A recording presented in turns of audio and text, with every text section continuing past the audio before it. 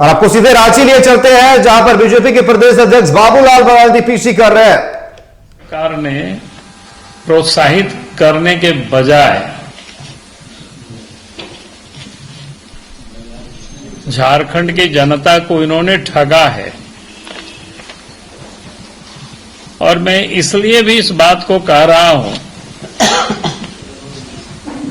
क्योंकि आप ध्यान देंगे कि पिछले दिनों जब चुनाव हो रहा था, चाहे कांग्रेस पार्टी हो या झारखंड मुक्ति मोर्चा हो, दोनों ने ही झारखंड की जनता से वादा किया था कि हमारी सरकार बनेगी तो 3200 रुपया प्रति क्विंटल धान की खरीदारी करेंगे।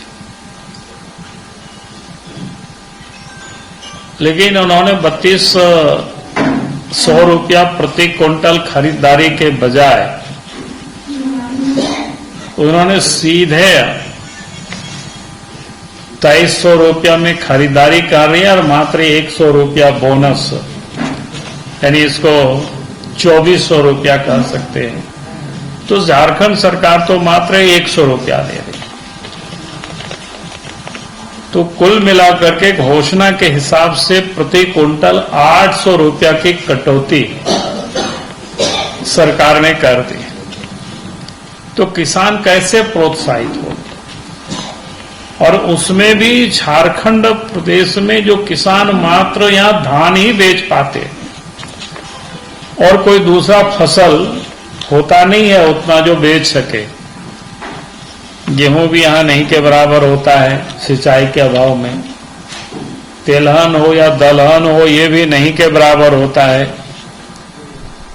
और भी जितनी फसलें हैं जिसको एमएसपी के दायरे में लाया गया है, तो आपको खोजना पड़ेगा वो फसल यहां होता है कि नहीं। तो कुल मिलाकर के झारखंड की सरकार को किसान अपने पैरों पर खड़ा हो, उसके लिए सरकार को सोचना चाहिए था और उसके लिए विशेष ध्यान देकर के सरकार को खरीदारी करनी चाहिए थी। लेकिन सरकार ने इस काम को किया नहीं, बल्कि उल्टे उन्होंने 800 रुपया की कटौती कर दी। तो किसान कैसे प्रोत्साहित होंगे और किसान कैसे आगे बढ़ेंगे और किसान खेती के प्रति कैसे अग्रसर होंगे?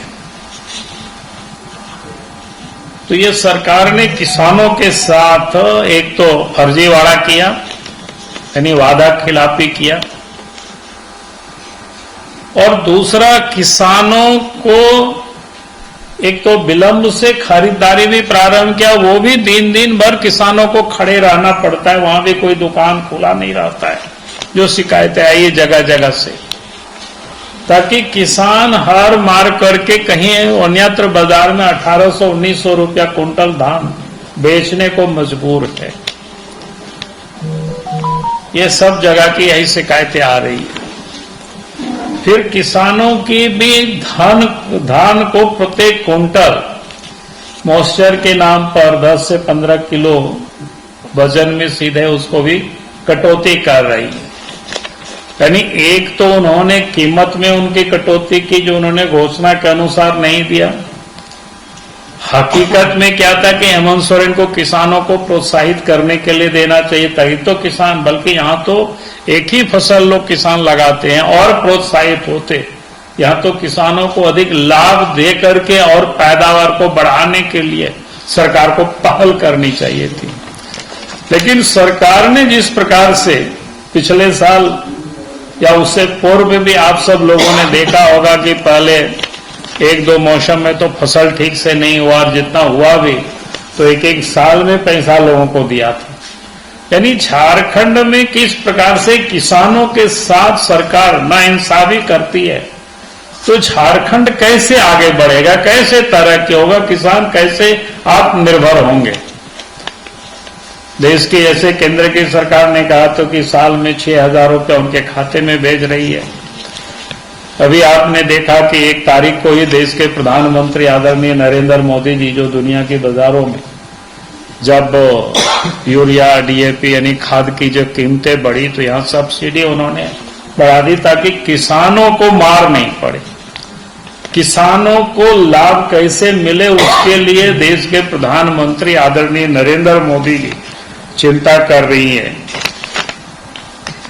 और आज भी जो भारतीय जनता पार्टी का जो बगल में पड़ोस से उड़ीसा राज्य है, वहां 3100 रुपया प्रति क्विंटल धान खरीद रही है, मैंने बोनस को जोड़ करके।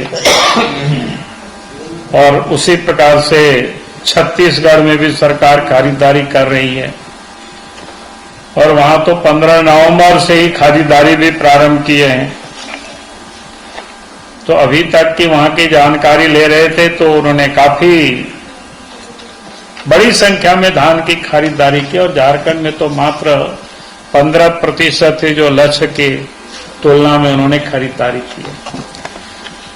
और इसलिए हम सरकार से फिर से हम मांग करेंगे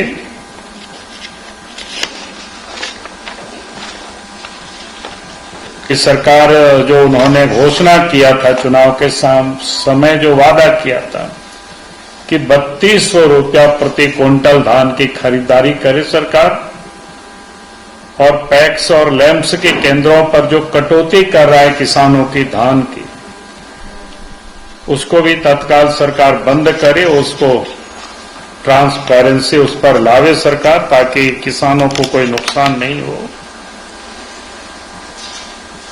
और यही कहेंगे कि किसानों को इंसाफ दे सरकार और 3200 रुपया एमएसपी जो उन्होंने कहा था उसको सरकार लागू करे। तो आज मुख्य रूप से किसानों की समस्याओं को लेकर के, चूंकि समय पार हो रहा है और सरकार की वो गति दिख नहीं रही है, और सरकार ने जिस प्रकार से वादा खिलाफी किया है सरकार, हम उसी को याद करा रहे हैं। और ये भी मैं इसलिए याद करा रहा हूं क्योंकि झारखंड के किसान अगर अपने पैरों पर नहीं खड़े होंगे तो फिर झारखंड और पिछड़ जाएगा। इसलिए झारखंड सरकार को अपनी वादा को पूरा करनी चाहिए। मैं इन्हीं शब्दों के साथ अपनी बातों को मैं समाप्त करता हूं। बहुत बहुत धन्यवाद। सर, केंद्र सरकार 2024-25 वित्तीय वर्ष के लिए सामान्य जो धान है उसका 2300 और जो उत्तम है उसका 2320 है। तो झारखंड सरकार जब 2400 रुपये दे रही है तो 100 रुपये तो बढ़ा के ही दे रही है। अरे भैया 100 रुपया ही मात्र बोनस तो दे रही है ना। उन्होंने क्या कहा था 2300 रुपया ही ना रखे सर। हाँ, 2300 केंद्र सरकार का तो 2300 रुपया ही है। इसलिए छत्तीसगढ़ में तो सर यहाँ पे झारखंड में तो आपकी सरकार रही है।